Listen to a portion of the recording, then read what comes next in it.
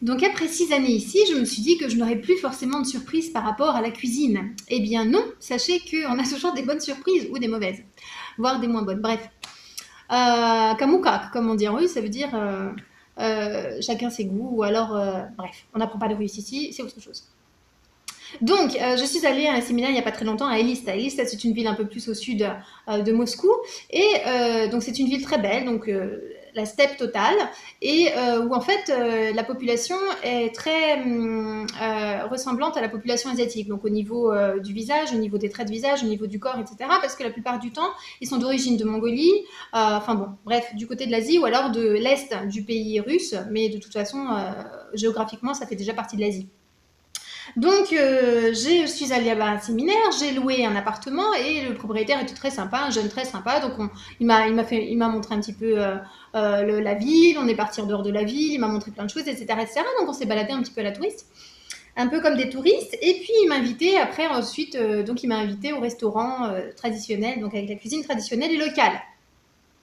Donc, la plupart des personnes qui sont là-bas sont bouddhistes, donc sont végétariens. Enfin, bouddhisme ne veut pas dire toujours végétarien, mais bouddhiste ne veut pas dire toujours végétarien, mais bon, là-bas en tout cas, la plupart du temps, ils sont végétariens.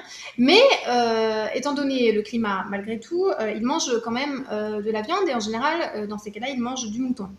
Donc, je suis allée me laver les mains. Pendant que je suis allée me laver les mains, il a commandé lui-même donc tout ce qu'il pensait bon à me faire connaître.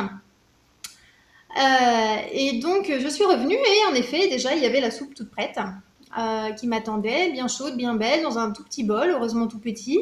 Et donc, je regarde et je vois en effet que c'était simplement un bouillon de viande avec donc de la viande, aucun légume, des morceaux d'oignons crus en rondelles comme ça, en décoration ou pas décoration, je n'ai pas très bien compris. Bref, pas d'épices, de la viande. Mais alors des morceaux de viande, sans savoir vraiment ce que c'est. Donc j'ai compris que c'était du mouton, mais impossible de comprendre parce que il y avait des morceaux, donc il y avait des morceaux qui étaient gris et qui étaient frisés, d'autres morceaux qui étaient blancs et on avait l'impression que c'était des os et en fait quand vous le touchiez, c'était tout mou. Il y avait des espèces de morceaux, c'était comme des espèces de tuyaux comme ça avec un trou comme des macaronis en fait.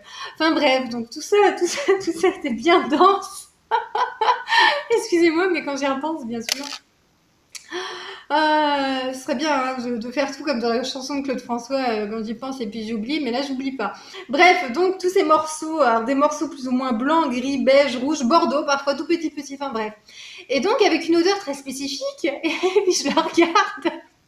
Donc il voit déjà que je suis à moitié traumatisée, et il me dit mais t'inquiète pas, ça sent pire que ça ne peut l'être au niveau du goût.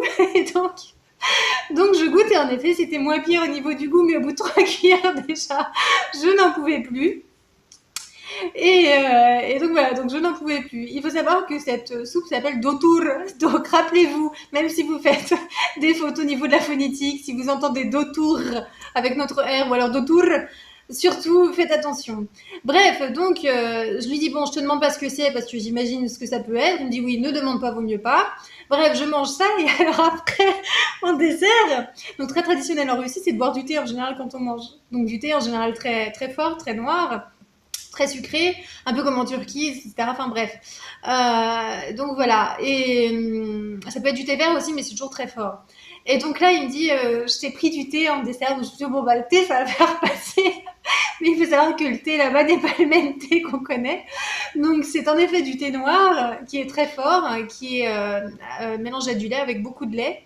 Avec en effet, on y ajoute de la graisse. Donc j'ai pas compris si c'était du beurre ou de l'huile.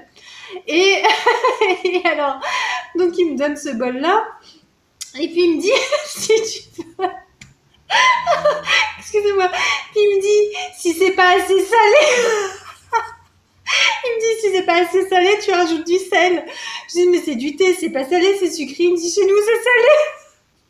Donc après la soupe, qui était à base de boyaux, je dois le dire, qui était à base de boyaux, mais alors de tout ce qui est possible et mégeable dans le ventre d'un mouton. Je me suis retrouvée avec un thé salé en dessert. Donc je vous assure, bon, mais la région est très belle. Donc rien que pour ça, je vous conseille d'y aller.